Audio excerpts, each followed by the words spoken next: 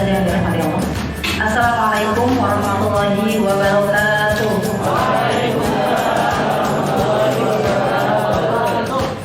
Alhamdulillahirabbil alamin wa bihi nasta'in ala umuri dunya waddin. Wassalatu wassalamu ala asyrofil anbiya'i wal mursalin wa ala alihi wa sahbihi ajma'in. Amma ba'du.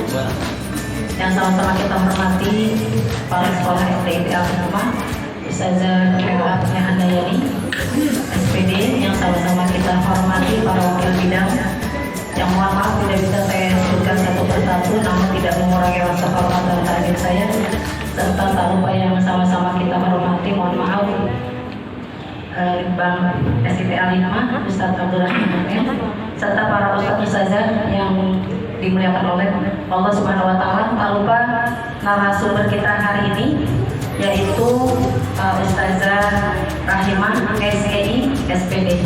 Selamat datang Ustazah.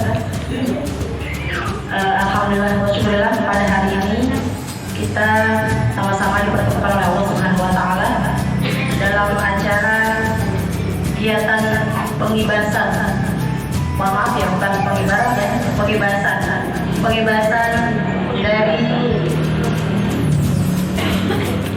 pengimbasan dari guru penggerak kurikulum Merdeka tahun 2022. Shalawat serta salam senantiasa mudah-mudahan terus terlimpahkan kepada baginda alam Nabi besar Muhammad SAW. Semoga kita sebagai umatnya yang patuh dan istiqomah dalam menjalankan sunnah-sunnahnya. Amin ya Allah ya Rabbal alamin. Ustaz-ustazah yang dirahmati Allah, sebagaimana kita ketahui bahwasanya di tahun 2022 ini kita sudah masuk pada kurikulum Merdeka, dan alhamdulillah pada hari ini kita sama-sama akan saksikan ada Ustazah Rahimah nanti yang ingin memberikan materi tentang pengimbasan yang kita juga belum tahu ya seperti apa pengimbasan itu. Untuk mempersingkat waktu, baik kepada Ustazah Rahimah SEI SPD kami persilakan. Terima kasih Ustazah Nenek atas kesempatannya.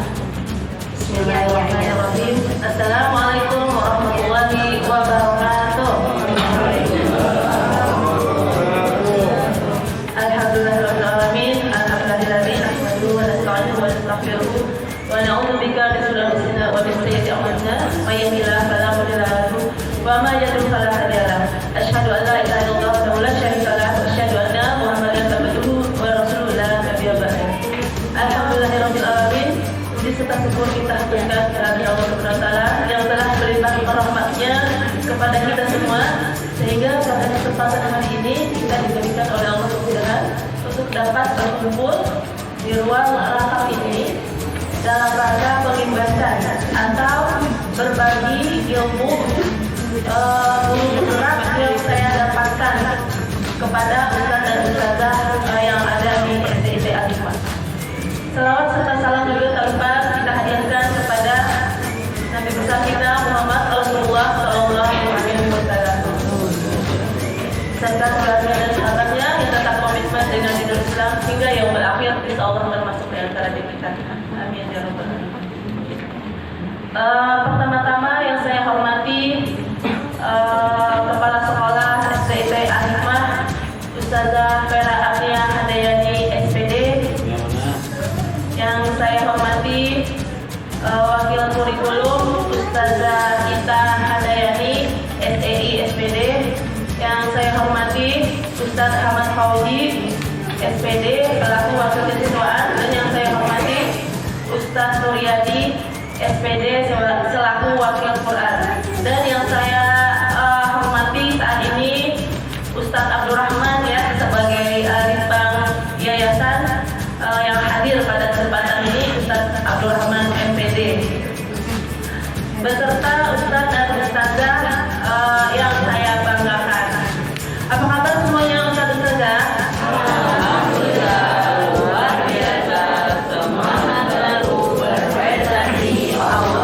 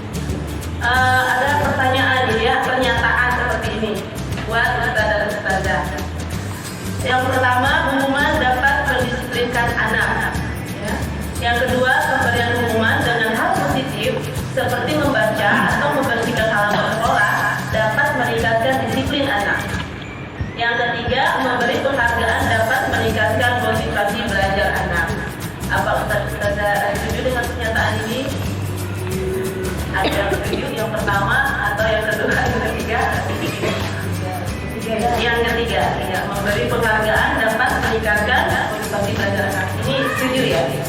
Baik, nanti kita akan bahas. Yang kedua juga setuju? Hal positif ya, nanti memberikan semangat anak. Baiklah, kita lanjutkan dengan sebelum belajar ke materi lebih dalam lagi, saya akan menyampaikan sedikit tentang pemikiran filosofi Bapak pendidikan kita, yaitu Ki Hajar Dewantara. Tujuan pendidikan, mengenai tujuan pendidikan ya. Insya Allah nanti akan menjawab ya pernyataan-pernyataan.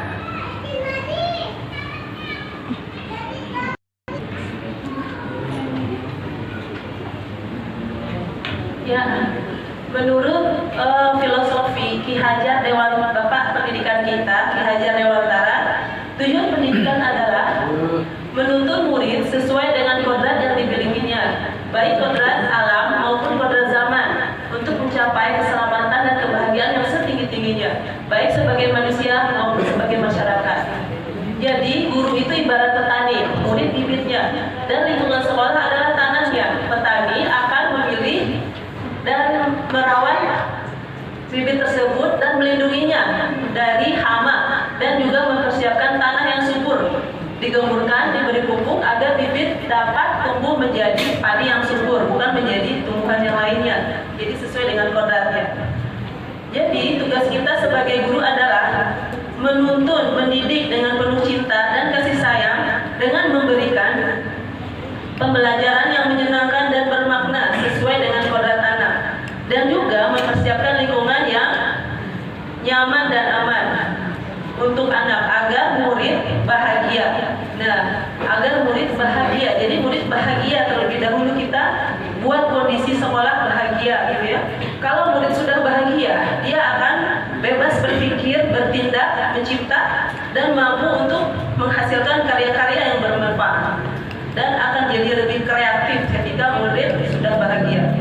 Sehingga murid menjadi cinta belajar, menjadi murid pembelajar sepanjang hayat, dan sesuai dengan profil pelajar Pancasila. Apakah profil pelajar Pancasila?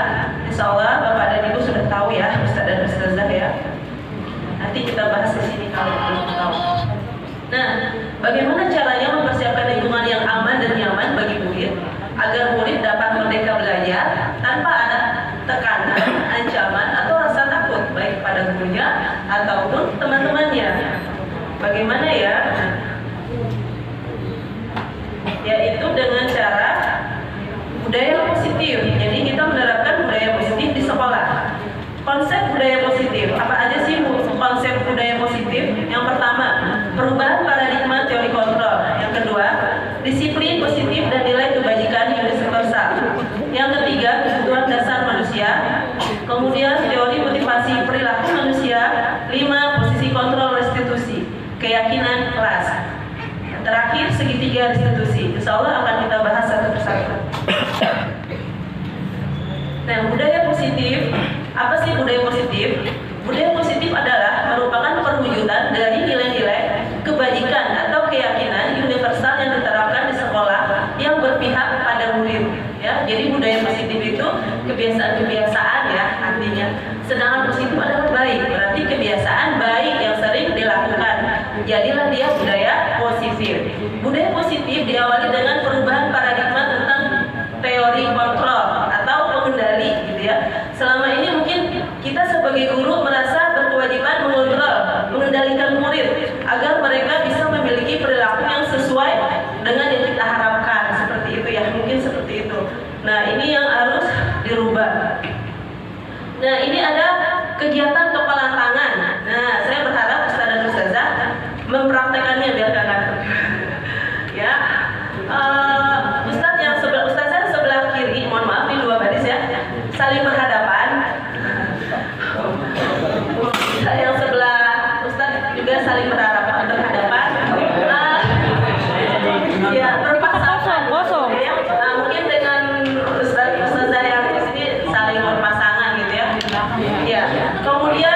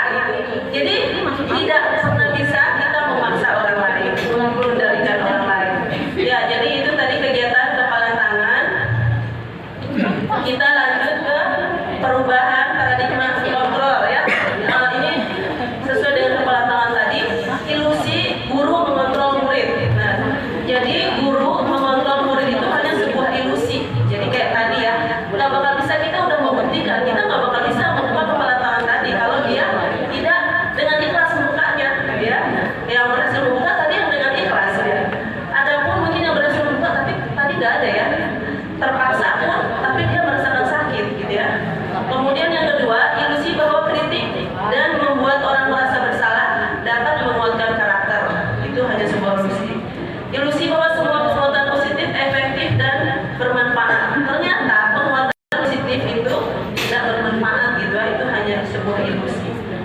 Ilusi bahwa orang dewasa memiliki hak untuk memaksa. Tidak ya, kita tidak mempunyai hak untuk memaksa murid. Nah, itu kita rubah paradigmanya di sini. Ini perubahan paradigma stimulus, respon, dan teori kontrol.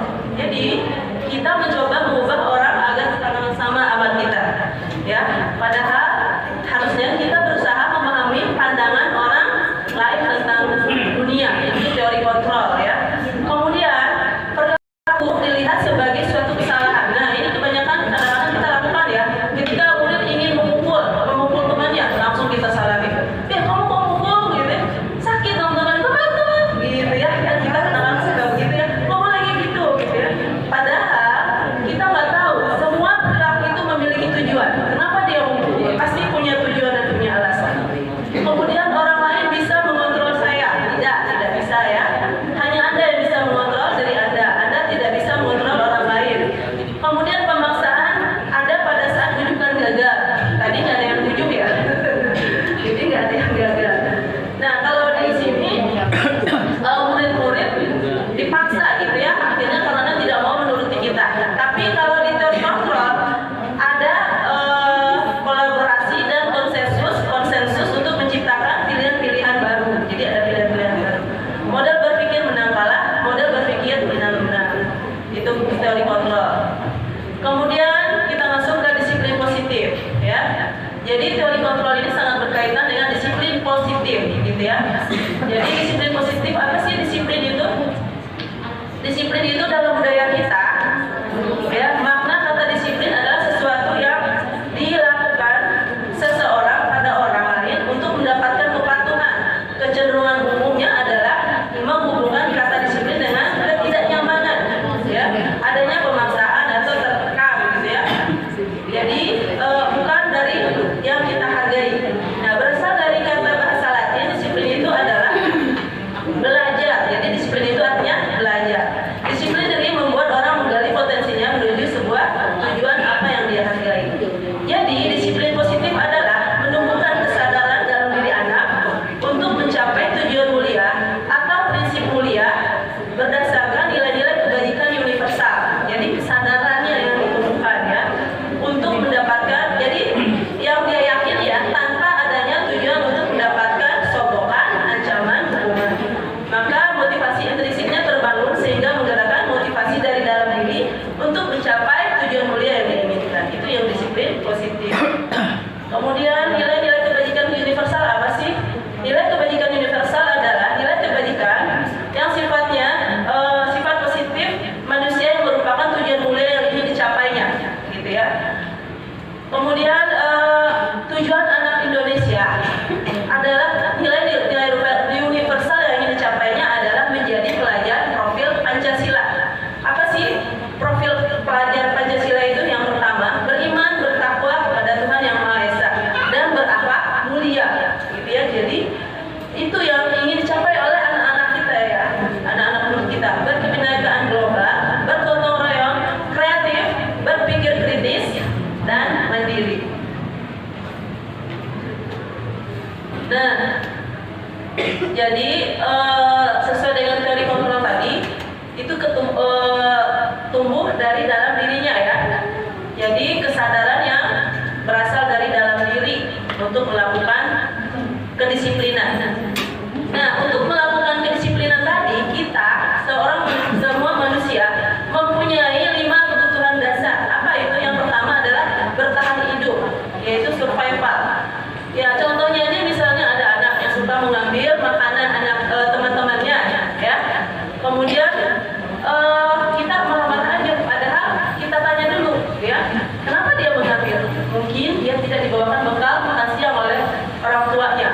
Jadi dia lapar, jadi dia bertahan hidup dengan cara mengambil makanan temannya.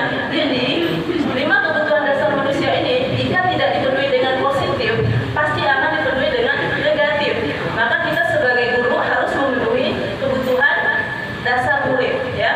Yang kedua, cinta dan kasih sayang dan rasa diterima, yaitu kurangnya perhatian ya, love and belonging ya. Jadi mereka bisa jadi mencari perhatian mengambil makanan itu gitu ya. Akhirnya dia mendapat perhatian dari gurunya, dari temannya,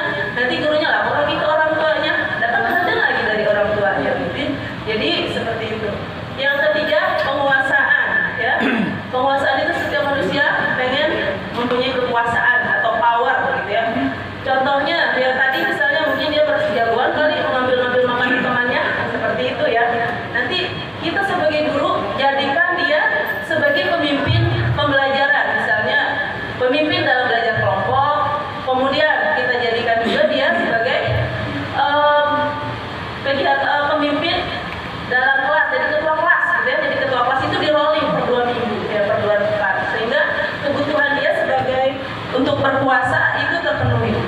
Kemudian kebebasan atau freedom. Bisa jadi tadi anak itu mengambil makanan karena bosan kali, dibawain telur ceplok dulu kali sama orang tua gitu ya. Ada di kelas saya seperti itu, dibawain telur ceplok dulu gitu. Kemudian dia pengen mencoba yang lain gitu ya. Wah, makanannya bervariasi ya, itu dia ngambil deh. Terus yang terakhir kesenangan atau fun ya. Nah, dia mungkin ketika temannya diambil makanannya marah-marah, mimik wajahnya lucu kali sama dia ketawa, dia senang gitu ya. Nah, macam-macam ya motivasi murid itu melakukan sesuatu yang tidak baik gitu ya.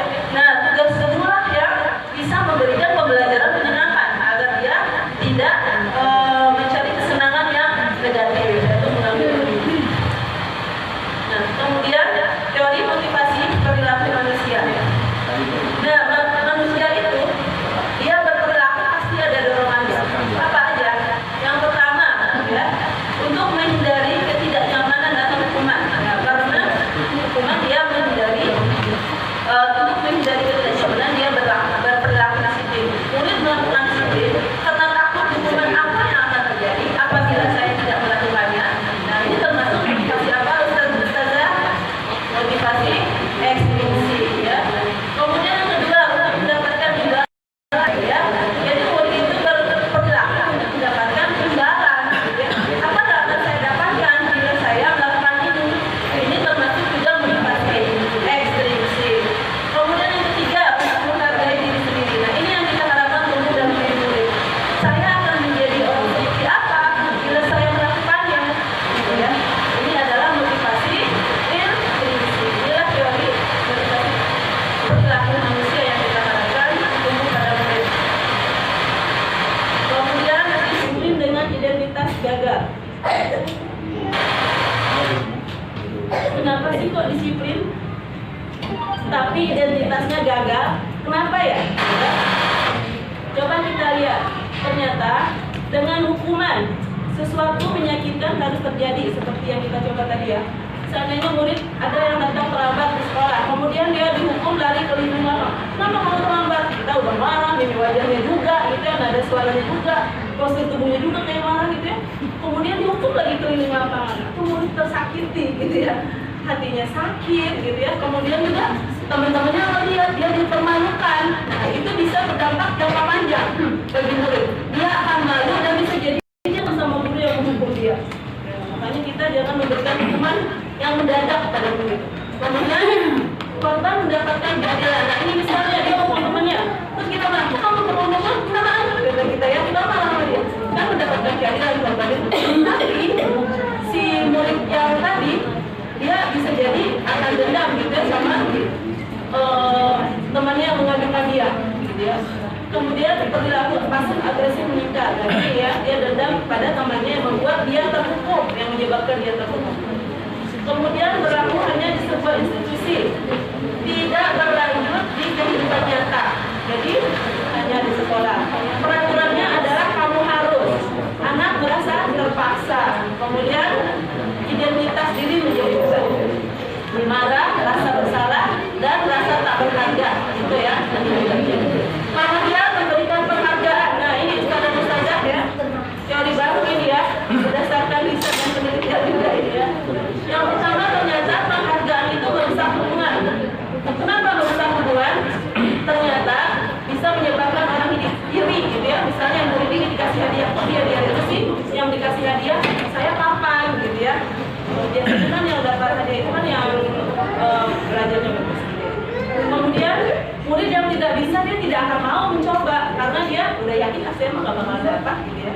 Kedua, penghargaan memajukan kreativitas. Murid yang merasa udah mendapatkan hadiah, ya udah dia nggak akan melakukan lagi. Yang ketiga, penghargaan tidak efektif karena murid berbuat sesuatu ingin disiplin hanya karena ingin mendapatkan penghargaan gitu ya. Kemudian penghargaan menurunkan kualitas. Ini udah ada ya risetnya ya. Kemudian penghargaan mengurangi motivasi intrinsik. Akhirnya dia melakukan sesuatu hanya untuk mendapatkan penghargaan. Kalau tidak melakukan penghargaan, mengurangi ketepatan. Kemudian penghargaan menghukum. Kenapa dikatakan menghukum? Karena ketika anak bisa baca nih,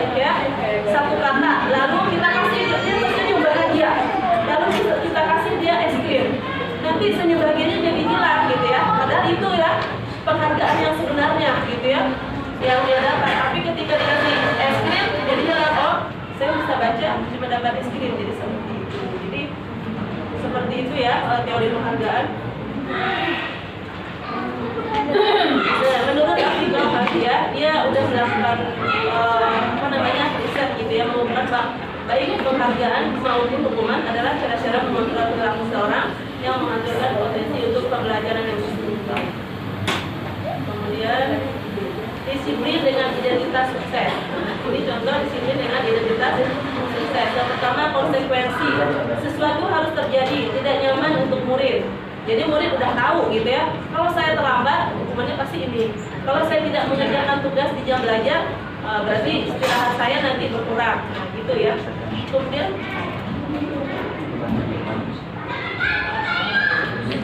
Kemudian korban bisa jadi diabaikan, memerlukan monitoring dan supervisi terus-menerus dari guru. Jadi selalu ada dipantau. Kemudian sudah disepakati dari awal. Jadi murid siap ya. Murid menghormati peraturan, mengurangi waktu untuk memenuhi kesalahan. Dan ini juga tidak nyaman hanya untuk dalam jangka pendek gitu ya, kalau konsekuensi. Nah, ini yang diharapkan adalah restitusi. Apa itu restitusi? Nah, restitusi itu adalah pilihan murid memegang kontrol dirinya. Ya. Jadi dia yang mengontrol dirinya. Dia yang memberikan pilihan, menguatkan murid dalam jangka waktu panjang. Korban mendapatkan ganti, misalnya ada murid kancing bajunya copot karena ditarik sama dia gitu ya, sama murid yang lainnya dia si A. Nah, nanti dia ditanyakan ya, kamu telah membuat kancing bajunya copot gitu ya, bagi temanmu nggak bisa lagi pulang ke rumah. Bagaimana caranya menyelesaikan permasalahan ini? Gitu, tanya sama muridnya itu sendiri. Nanti dia akan berpikir mencari solusi gitu ya. Bagaimana ya? Nanti, oh iya bu, saya jahit aja. Jadi dijahit sama dia. Jadi dia bertanggung jawab gitu, seperti itu ya. Murid bertanggung jawab, fokus pemecahan masalah dalam jangka waktu panjang. Apa yang kamu yakini? Jadi kita harus tanya, tadi sesuai dengan nilai-nilai universal tadi ya. Apa yang kamu yakini? Apa yang kamu lakukan untuk memperbaiki masalah ini? Ini keyakinan kelas nanti ya, kita lanjut ke keyakinan kelas. Nah, kita tanya ke dia, jadi solusinya dari dia, apakah ini sesuai dengan prinsip kamu? Ya. Murid menghormati dirinya dan orang lain. Murid bersemangat memperbaiki kesalahan. Restitusi menuntut untuk melihat ke dalam diri. Kemudian disiplin restitusi adalah proses menciptakan kondisi bagi murid untuk memperbaiki kesalahan mereka sehingga mereka bisa kembali pada kelompok mereka dengan karakter yang lebih kuat. Restitusi juga merupakan proses kolaboratif yang mengajarkan murid untuk mencari solusi untuk masalah mereka dan membantu murid berpikir tentang orang seperti apa yang mereka ingin menjadi tujuan mulia dan bagaimana mereka harus memperlakukan orang lain. Jadi dia akan kembali ke kelompoknya dengan karakter yang kuat. Tidak diledek-ledek lagi sama temennya gitu ya, karena dia udah bertanggung jawab. Kalau kamu sih tadi bikin kesalahan, akhirnya kamu dihukumkan gitu kalau dihukum ya. Tapi kalau restitusi enggak, dia akan kembali dengan karakter yang kuat karena dia telah bertanggung jawab. Ini contoh kasus, siswa tidak mengerjakan tugas di kelas misalnya, ya. Nah, kemudian kalau dengan hukuman, kita langsung menghukumnya. Kita kaget, kenapa kamu nggak mengerjakan tugas, gitu ya? Kita langsung, ya udah kamu kalau gitu pulang saja, tetap kamu berdiri di sana, gitu ya. Nah, kita hukum langsung. Akhirnya murid kan nggak mengerjakan ya. Kalau nggak, udah kamu nggak boleh istirahat karena kamu telah tidak mengerjakan tugas. Kerjakan pas jam istirahat. Itu kalau hukuman. Murid tersakiti, dia malu sama temannya. Kalau konsekuensi sebenarnya sama-sama aja, ya, tapi dia udah tahu. Nah, kalau kamu tidak mengerjakan tugas di kelas, nanti konsekuensinya dia udah tahu. Oh, kalau aku nggak mengerjakan, paling nanti aku jam istirahat aku kerjakan, gitu ya. Akhirnya dia mengerjakan di jam istirahat. Dia udah tahu karena dia tidak mengerjakan tadi. Dia hanya terasing hanya dalam sebentar ya, dalam jangka pendek. Nggak kayaknya. Akhirnya tuh murid sebentar doang, besok dia akan berbuat disiplin lagi. Aku mau mengerjakan sekarang supaya jam istirahat aku bisa bermain sama teman gitu ya. Jadi tidak mengurangi jatah istirahat aku gitu. Akhirnya dia nggak tersakiti, cuma dalam jangka pendek aja terasing sebentar doang ya. Nah, sekarang restitusi. Kalau restitusi ini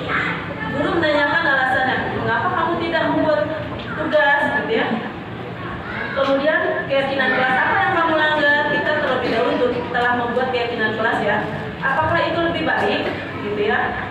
Kemudian nanti dia akan menjawab, itu baik nggak? Wah, Bu, itu tidak baik. Kalau begitu, bagaimana caranya kamu menyelesaikan permasalahan ini? Gitu kita tanya ke kamu murid. Mungkin dia akan menjawab, gimana ya Ustaz, saya nggak mengerjakan ya? Kamu mau jadi orang seperti apa? Kita tanya juga seperti itu ya. Nanti dia akan berpikir sendiri, oh ya Ustaz, karena saya tadi nggak mengerjakan, ya udah Ustaz, saya kerjain aja deh pas istirahat, teman-teman istirahat, saya ngerjain deh, nggak apa-apa. Sama-sama aja jatuhnya ya. Cuman syaratnya, akhirnya itu murid tetap benar mengerjakan di jam istirahat, tapi dengan senang hati, dengan nyaman, gitu ya, tidak merasa tertekan atau terasingkan.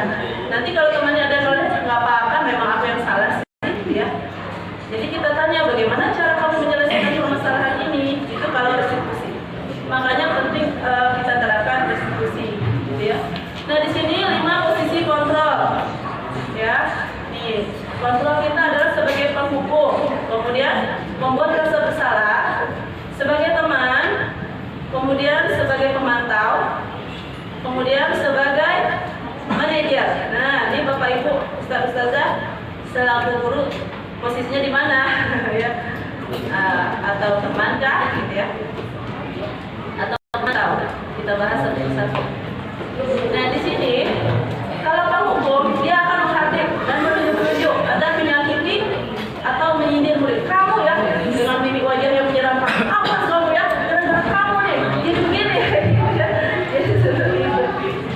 Kamu nggak ngerjain ya? Gitu, kita marah sama murid. Apa hasilnya? Kalau kamu tidak melakukan, awas ya, gitu diancam muridnya. Nanti hukum kamu. Kemudian hasilnya murid akan memberontak dan menyalahkan orang lain, ya, enggak Bu, dia Bu, gitu ya, atau dia akan tidak jujur. Jadi lama-lama kalau seperti ini karakter bohongnya akan terbangun. Murid meletakkan guru di dunia, di luar dunia berkualitasnya. Maksudnya adalah, guru itu mah nggak penting, gitu ya, paling juga marah-marah. Nah, kalau saya nggak kerjain, dia udah marah-marah, paling begitu, nanti malah gitu ya. Akhirnya dia tidak menerapkan disiplin itu. Kemudian membuat orang merasa bersalah. Nah, ini mungkin gurunya lembut, tapi dia ngomongnya nyelekit, gitu ya. Misalnya seperti ini, Nak, ibu udah capek-capek ngajar kamu ya. Kok kamu begitu ya? Ibu guru udah stres deh. Gimana sih? Kok kamu seperti itu? Ibu udah capek-capek, udah lama ngajarin kamu, tapi kamu tidak memperhatikan guru. Ibu kecewa sama kamu. Udahlah, gitu ya. Akhirnya anak merasa bersalah.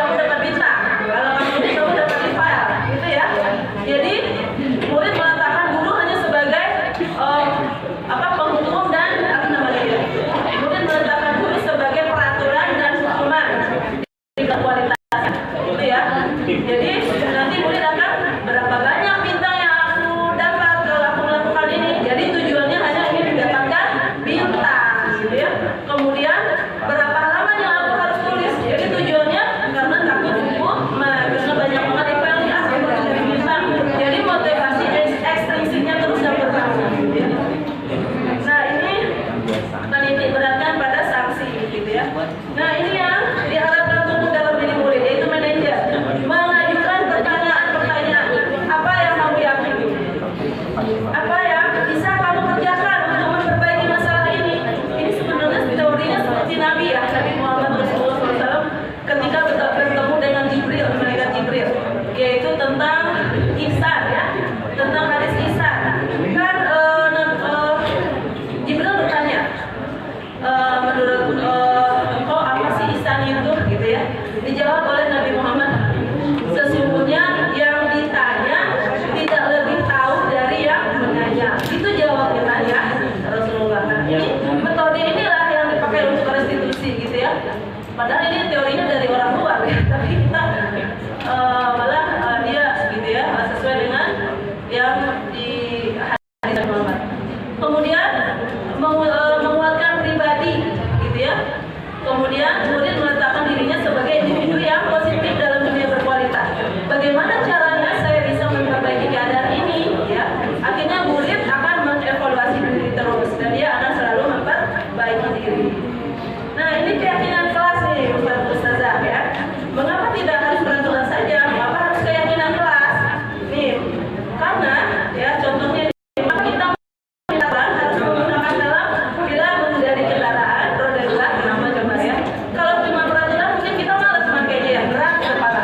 Tapi kalau kita ingat-ingat, ternyata buat keselamatan, ya, pakai masker juga buat kesehatan.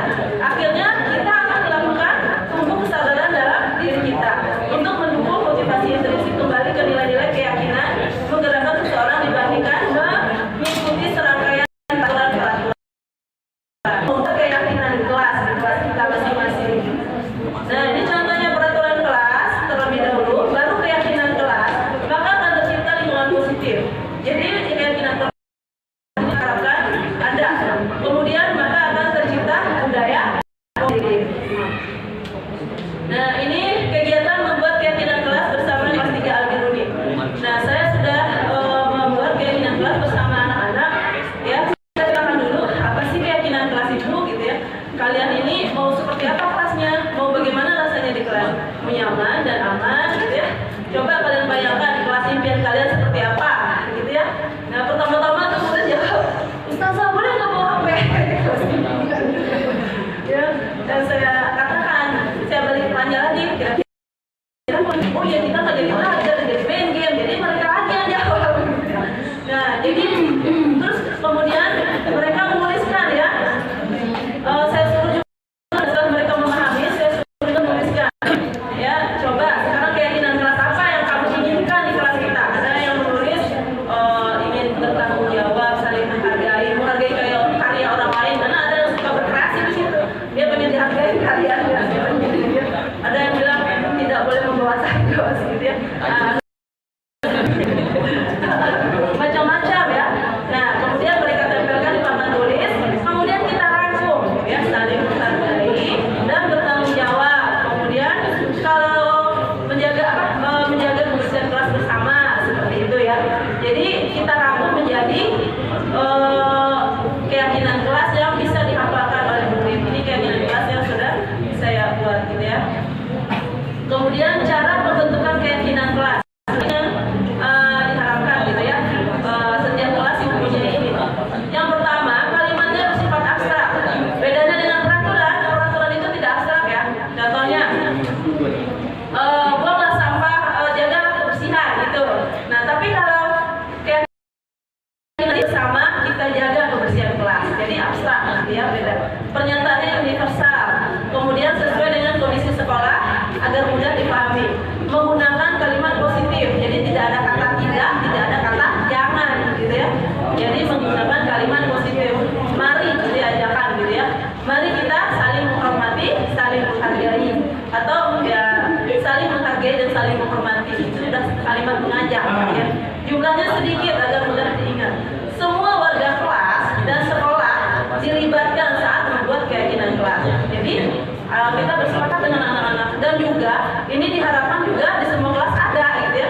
Jadi apabila nanti anak murid saya ketemu dengan ustazah yang lain di kelas lain, ditanya juga sama jadinya keyakinan kelasnya apa, gitu ya. Kamu udah sesuai belum dengan keyakinan kelas kamu berpersepakatan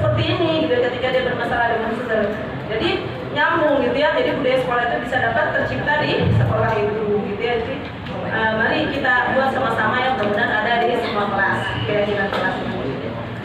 Nah, ini segitiga restitusi. Ya. Apa itu segitiga restitusi? Bagaimana cara kita menghadapi murid yang bermasalah. Yang pertama, ketika murid itu misalnya dia harus berantem, kita validasi dulu, kita menstabilkan identitas, kita stabilkan dulu identitasnya. Nah, bagaimana cara menstabilkan identitasnya? Kita katakan kepadanya, pasti pernah melakukan kesalahan. Kamu bukan satu-satunya yang pernah melakukan ini, gitu ya. Akhirnya kan murid yang tadinya merasa ketakutan, merasa apa, akan dihukum sama gurunya, akhirnya dia menjadi lebih rileks ya. Kalau sudah tenang muridnya, sudah tenang ya, baru kita validasi kebutuhannya. Kita tanya, tentu kamu mempunyai alasan untuk melakukan ini, ya. Kemudian adakah cara yang lebih efektif untuk mendapatkan gitu ya, kita tanya begitu. Nanti mungkin murid menjawab, ada gitu ya. Misalnya saya nggak, misalnya dia memukul temannya, iya ustazah saya nggak akan, menurut kamu ya, kalau saya menyelesaikan permasalahan anak karena saya udah pernah juga mempraktekannya di kelas, saya tanyakan apa coba kita lihat tindakan kamu memukul teman kamu itu, apakah itu baik? Tidak ustazah. Kamu pengen jadi orang seperti apa? Saya pengen jadi orang baik ustazah, orang soleh gitu ya. Terus kamu bersedia memperbaiki kesalahan ini? Kita tanya ke murid itu ya. Nanti dia bersedia ustazah. Bagaimana caranya? Dia lagi kita tanya caranya, saya minta maaf ustazah. Terus bagaimana lagi? Terus tidak mengulanginya lagi ustazah, gitu kata anak itu ya. Baiklah ustazah, kalau gitu coba sekarang kamu praktekkan. Kalau memang seperti itu, kamu merasa menjadi orang seperti apa? Orang bertanggung jawab ustazah. Ya saya nggak bakal melakukannya lagi gitu ya. Dan alhamdulillah 4 kali saya praktekkan ke anak-anak, alhamdulillah berhasil gitu ya. Anak yang tadinya dari kelas 2 katanya dia melakukan jari di tengah gitu ya. Tapi ketika ditanya, wah ustazah aku mau melakukannya, gitu terus sampai kelas 3. Tapi pas saya pakai metode restitusi, dia berubah, nggak pernah lagi seperti itu. Kemana udah nggak pernah lakukan lagi ya, mengeluarkan jari tengah.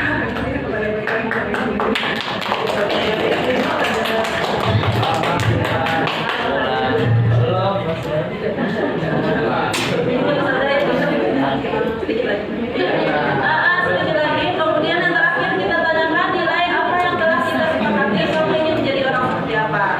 Nah, kemudian selanjutnya ini ada sedikit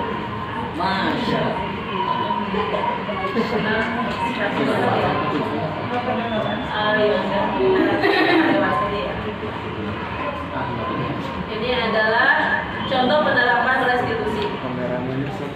Ya, jadi seperti itu ya ustaz dan ustazah, pemahaman dari saya.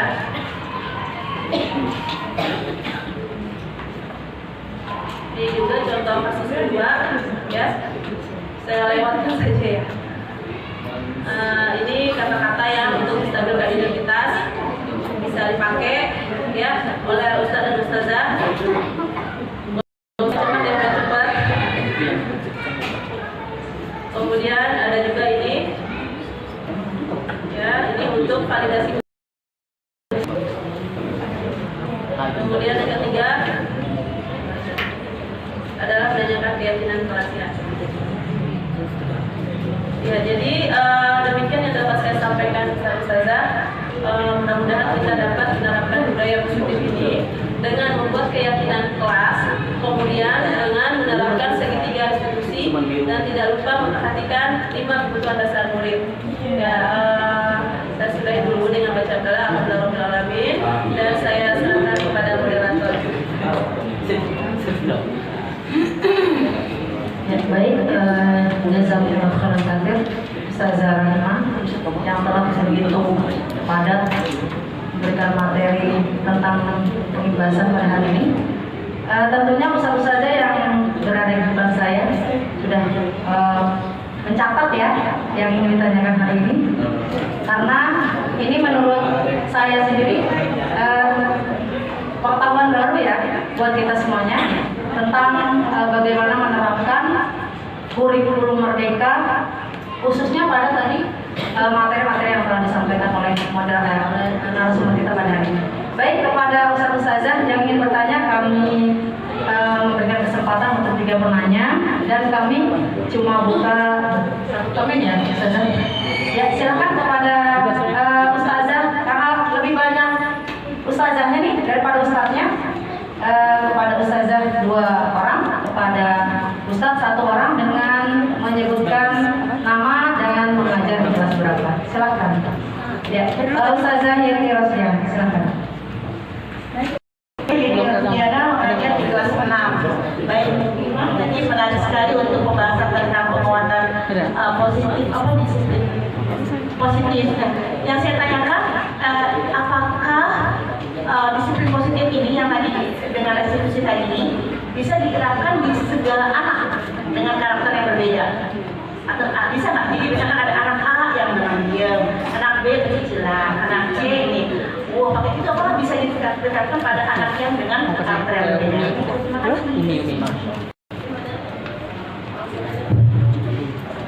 Bagaimana Ustazah Nima? Langsung dijawab. Baiklah, terima kasih Ustazah Yati atas pertanyaannya. Ini menarik sekali pertanyaannya. Segitiga restitusi ini bisa insya Allah kita praktekkan kepada semua anak jenjang gitu ya, baik itu anak SD, SMP dan SMA gitu ya, sama TK pun bisa gitu ya. Mungkin kita bantu gitu ya, kalau anak TK kan masih kecil ya, mungkin kata-katanya masih sedikit, jadi kita bantu. Hanya saja saya pernah mencoba menerapkan kerahma. Ternyata tidak berhasil. Saya tanya bagaimana cara menyelesaikannya. Dia karena Rahma anak KBK, dia tidak berhasil, tidak mau. Saya tidak tahu. Tapi dengan anak yang lain, insya Allah ya. Anak yang lain malah kaca-kaca matanya, dia pengen jadi orang baik, jadi berubah gitu ya, dia kayaknya sedih gitu ya ketika ditanya. Terima kasih Ya, terima kasih Ustazah Yati untuk penanya pertama. Untuk selanjutnya Ustazah dan Ustaz, silakan. Jarang-jarang kita dihadiri oleh pembicara yang luar biasa itu. Ya, Ustazah kita, silakan Ustazah kita.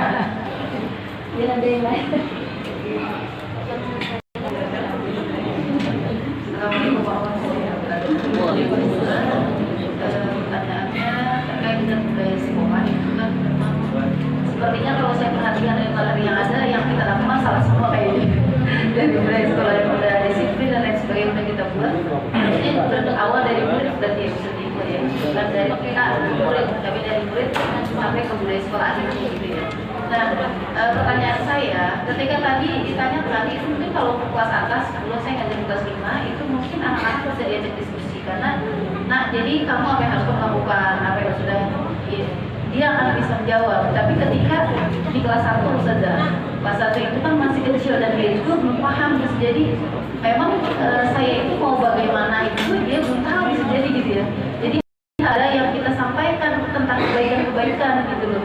Jadi misalnya apa gitu hal-hal yang baik, jadi saya mau seperti apa, jadi hal-hal baik itu apakah harus boleh kita sampaikan dulu misalnya menjadi anak yang baik itu seperti apa gitu kan. Kan kalau restitusi itu kan tadi sepertinya kita mengambil dari anak gitu nanti. Kalau memang di kelas atas mungkin mereka udah banyak dapat informasi kebaikan. Nanti kalau anak kelas 1 yang baru masuk itu gimana Ustaz? Silakan Ustazah dijawab. Baik, terima kasih Ustazah Rita atas pertanyaannya. Ya, jadi untuk anak kelas 1, kita kan dari mana kita mengambil nilai-nilai kebaikan itu? Kita sudah membuat terlebih dahulu keyakinan kelas, gitu ya. Dia kelas sama anak itu. Jadi ketika dengan anak kelas 1 itu, terlebih dahulu kita mengajarkan tentang kebaikan-kebaikan. Setelah kita ajarkan tentang kebaikan-kebaikan, lalu kita buat keyakinan kelas. Nah, gitu ya, misalnya kelas 1, kita buat keyakinan kelas ya, kita yakini untuk kita capai ini bagaimana. Misalnya kita akan bertanggung jawab itu meletakkan sesuatu dasarnya, jadi lebih spesifik gitu ya di dalam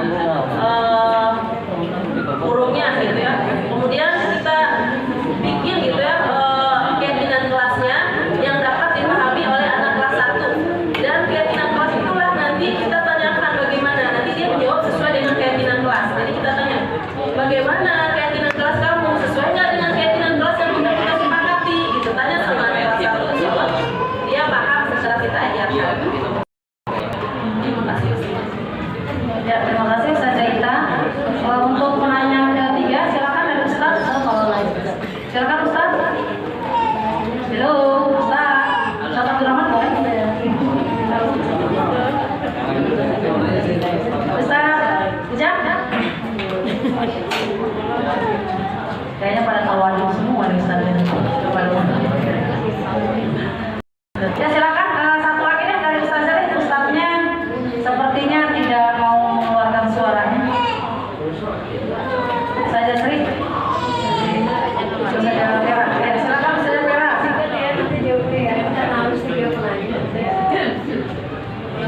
Terkait dengan penghargaan itu ternyata kalau berdasarkan teori itu mematikan kreativitas kita. Nah, dengan cara seperti apa gitu. Tapi kan kita banyak yang udah dilakukan. Pertanyaan untuk Ustazah Zaina. Tadi yang kita pahami bahwa tadi teori yang disampaikan itu adalah untuk penghargaan itu mematikan kreativitas anak. Lalu dengan cara apa kita memberikan penghargaan kepada siswa yang saat ini di kelas-kelas itu ada apresiasi berupa bintang, kemudian mungkin ada bentuk-bentuk lain ya dari wali kelas. Nah kira-kira menurut teori itu seperti yang kalau Ustaz Zaima nanti biar kita bisa belajar nih di kelas, oh benar atau tidak, semua yang kita lakukan tapi salah dong menurut teori yang tadi yang sekarang ada di kelas-kelas gitu. Itu aja dari saya. Assalamualaikum warahmatullahi wabarakatuh. Terima kasih Saudara. Karya, gitu ya Ustazah. Baik Ustazah, karena waktu juga yang akhiri perjumpaan kita hari ini, mari saja kita jazakumullah khairan katsir kepada Ustazah Karimah yang telah memaparkan pembahasan dari kita, sehingga diharapkan kita juga akan menjadi guru penggerak seperti Ustazah. Jazakumullah khairan katsir kepada Ustazah yang telah menyempatkan waktunya hari ini.